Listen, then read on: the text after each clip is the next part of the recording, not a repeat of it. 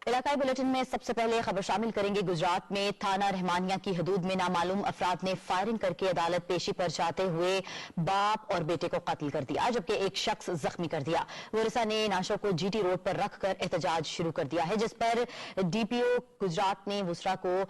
इंसाफ की मुकम्मल यकीन दहानी करवाकर एहतजाज को खत्म करते हुए नाशों को पोस्टमार्टम के लिए अस्पताल मुंतकिल कर दिया। हमारे साथ मौजूद हमारे नुमाइंदे अब्दुल मिर्जा मजीद उन्हीं से जानते हैं। जी अब्दुल सलाम, बताइएगा सवाल रहमानिया की हदूद में पेश है, जहाँ पर अदालत पेशी जाते हुए बाप बेटा समेत 3 अफराद को जो है डेरूगुना फाटक के करीब जो है नामलो मुल्जमान ने जो है फायरिंग करके जो है जख्मी कर दिया, जबकि 50 साल बाप मकसूद और 20 साल जो बेटा अब्दुल मालिक है वो जख्मों की ताब न लाते हुए मौके ही जान की बाजी हार गए।